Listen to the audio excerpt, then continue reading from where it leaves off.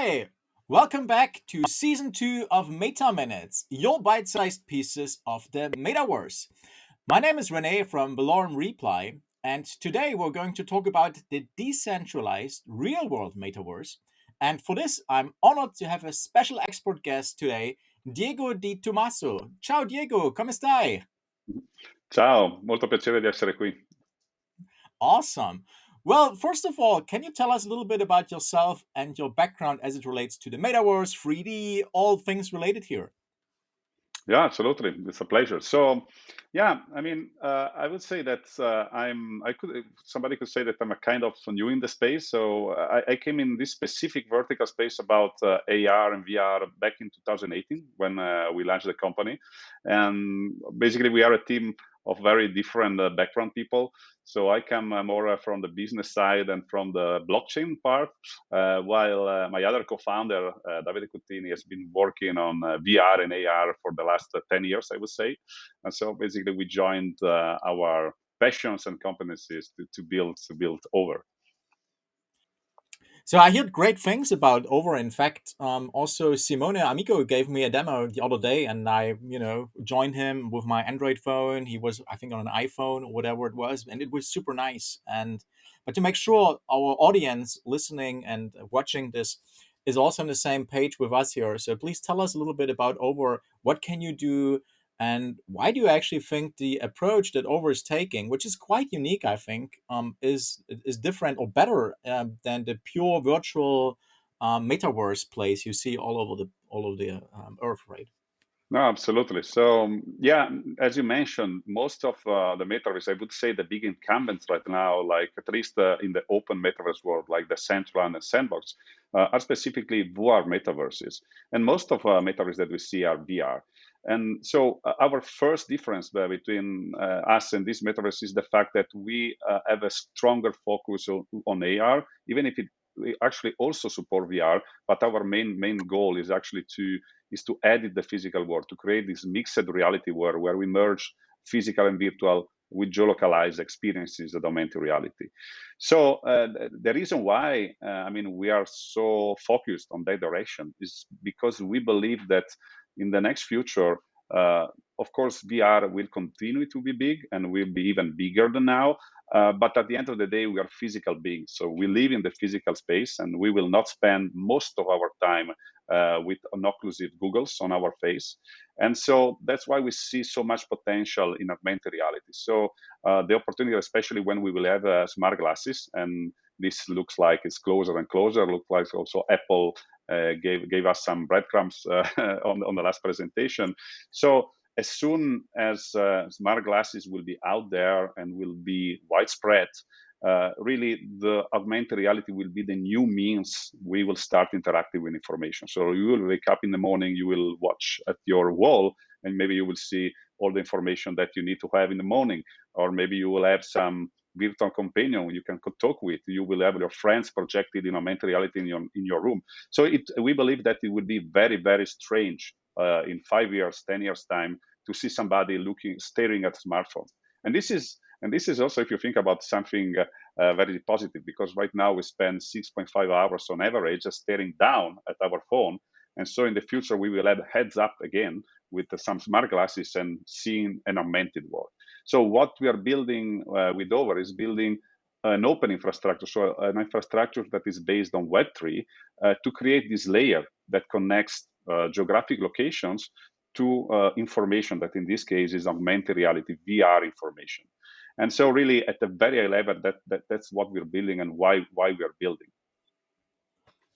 All right. So in Over, there's also a component related to the real world metaverse, the kind of, let's say, the digital twin of our physical world, where it can localize the real world very precisely and can put virtual objects and so on, right? So the real world metaverse in the end. And like I said, there's a component in Over where you can actually have real world land plots that are, I think, like if I look at your background, it's perfectly seen there, like It's a an hexagon. hexagonal shape, Yeah. right? And you can even buy this kind of digital overlay on top of the real world with cryptocurrency. Is that correct, or did I? say No, something wrong. absolutely. No, absolutely. So totally correct. So uh, if we see, we think about our platform, the platform is made up of three main layers. So one is an ownership layer, then we have a mapping layer, and then we have a builder, a software to publish content. So starting from the first one, this ownership layer. So we divided the world in hexagons of 300 square meters that we called OVR land.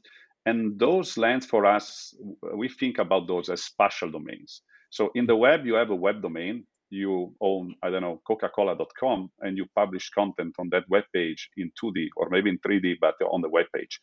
In our case, you have geographic coordinates. So for example, you buy the geographic coordinates of the Colosseum, then you can edit that physical place. So you can publish augmented reality content in that location.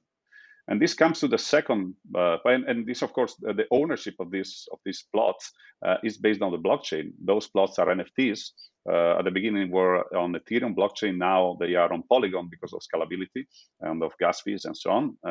This is a little bit technical thing, but anyway, those are the ownership of this is granted by the blockchain. So those are NFTs, and of course, the way you buy and sell it is through cryptocurrencies. So the second layer that we have is this mapping layer. So when you do geolocalized augmented reality like us, when you want to augment the physical world, you need a system to tell you where you are in space. So the easy thing to do that is using the GPS. But GPS, while it's good for some use cases, for example, Pokemon Go, a case of huge success based on GPS. But in that case, the reason why that has success because you don't really need to be precise. You don't care when you're collecting those Pokemons exactly where you are. But if you want to edit the physical world, and specifically also if you want to edit the physical world indoor, GPS is not good at all because GPS doesn't work indoor, doesn't even work outdoors sometimes. If you are in New York and you try to use Google Maps will ask you to point to the buildings. We'll use another system, an optical system to understand where you are in space. So we are building that same system, the system that Google is using, Microsoft is trying to build, and Niantic is trying to build. But we are doing this based on Web3. What does it mean? It means that these maps, this mapping of locations, is actually a crowdsourced activity. So our users, our community, can go around the world, take pictures of a location, and one takes these pictures, we create two things out of that. Actually, three things. So one thing, we create a 3D point cloud out of these pictures, so that if you want to publish content on the world, you have a 3D map that tells you where are things in space. So you can actually edit space having a 3D representation of it. Second thing, we train a neural network.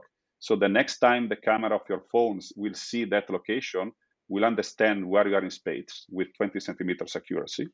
And finally, another thing that we are working on right now, it's kind of fun in our lab, but it's already out there.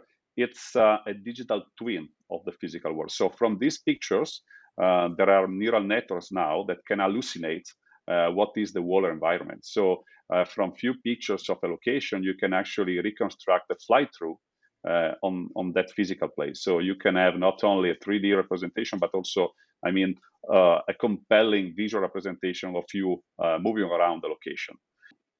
Well, this is really amazing. I actually love the neural rendering stuff, like you mentioned, like that you can have a fly through, like through these kind of real world sceneries. This is awesome. And in general, the computer vision stack and the localization with the visual positioning system you talked about, your custom VPS basically. This is also very much innovative and pretty amazing. And so I was wondering actually, how could people use this as well, right? So over actually not just for end users, but it's also for creators. You have your own SDK, but also a way of a low code or no code development actually, where you can create these kind of custom worlds, custom experiences. So tell us a little bit about this and how can people get started?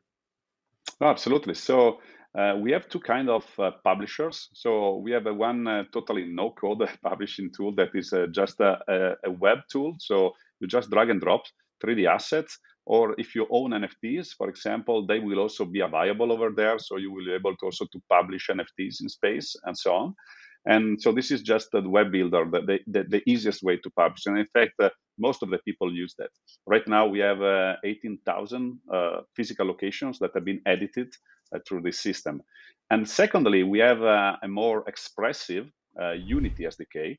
And also in this case, I would say that is a low code, because it's you work with it with node programming, so you don't really need to write down code. Of course, it takes some more skills, but the nice thing is that it's so much more expressive and powerful. So not only you can publish static things, but you can code logics and you can be interactions. You can even build games with this kind of tool.